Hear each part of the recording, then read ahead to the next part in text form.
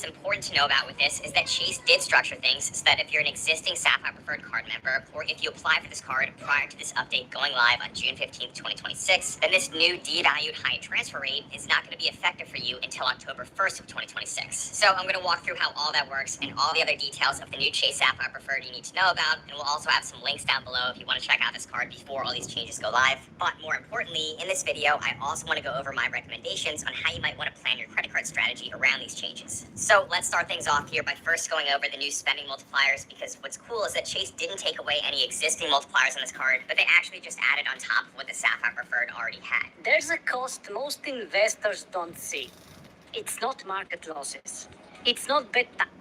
What the Sapphire Preferred already had. So like I said, the new multipliers are going to be 3x points on gas and EV charging, as well as 3x points on vacation homes, which is going to work at top brands like Airbnb, Vrbo, and more. Then, just like before, you're still going to earn 5x points on all Chase travel purchases, 2x points on all other travel booked outside of Chase, 3x points on dining worldwide, including takeout and eligible delivery services, 3x points on top streaming services, and 3x points for online groceries. There's also some limited time elevated multipliers on Lyft rides and Peloton equipment. That's nothing new here. So as you can see, that's now a lot of spending multipliers that are going to be covered by the Sapphire Preferred, and I do have two thoughts on all of this. First, I want to say that I think having too many multipliers on a card like this can actually cause a bit more confusion for the average person than Chase might realize. So while I am happy to see everyday categories like gas and EV charging now earning 3x as well, which is something we've been waiting to see from Chase for a while, I do think that some beginners might get a bit intimidated by trying to keep track of everything. Again, I'm talking about beginner and average level consumers here, and not credit card optimizers like myself and many of you watching this, because we actually like managing a lot of multipliers, but just something I wanted to mention here. And then the second thing I wanted to mention about spending multipliers is that I am a bit disappointed that we did not see Chase turn the 3x for online grocery category into 3x for all groceries, because that's really the one thing I was hoping for when I heard the news about this update. I know there's sometimes ways to get around that 3x online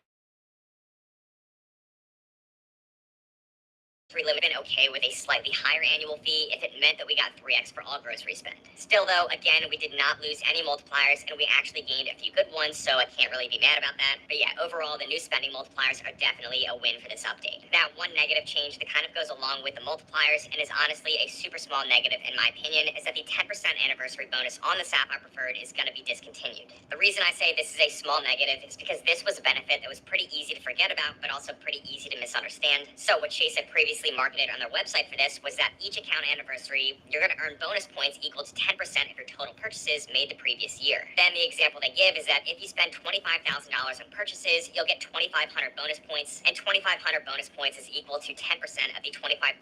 of spending it took to get those extra points. However, if you do some simple math and value those 2,500 points at 1 cent per point each, which is $25 of value, spending $25,000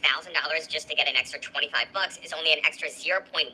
return on spend. So at the end of the day, that 10% anniversary bonus just didn't really move the needle that much for most people. But this benefit is going to be discontinued immediately for anyone who applies for the Sapphire Preferred on or after June 15th, 2026. And for existing card members or card members who apply prior to June 15th, any eligible purchases made through October 1st of 2026 will continue to earn this 10% bonus before the benefit goes away. So like I said earlier, that June 15th date is going to be very important to keep in mind, because if you've applied for this card prior to that date, meaning June 14th, 2026 at the latest, then you're going to have a bit of an extension on this anniversary bonus and the one-to-one high transfer rate, which we'll talk more about in just a minute. But before we get to that, there's also a few other surprisingly good updates that are going to be happening to the Sapphire Preferred that actually can help to offset the annual fee of $95 even more now. So the next thing here is that, like I mentioned before, the $50 Chase Travel Hotel credit is now doubling up to $100,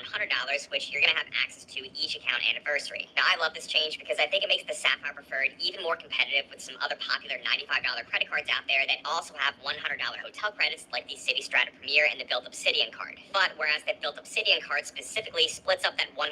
Built Travel Hotel credit into $50 for the first 6 months of the year and $50 for the second 6 months of the year, and it requires each of those two $50 credits to be used on stays with a 2-night minimum, this now $100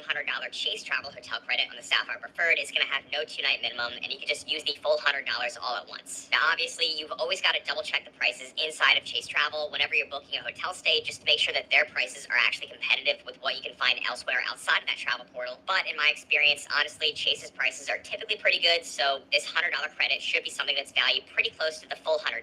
but your mileage may vary. So that's great because now this hotel credit makes the $95 annual fee even easier to justify paying for, since most people are going to have at least one hotel stay they've got to book per year. But then on top of that, Chase also added even more value to the Sapphire Preferred with this update in the form of a $120 global entry TSA PreCheck or Nexus fee credit. With this, Sapphire Preferred card members are going to be able to receive one statement credit of up to $120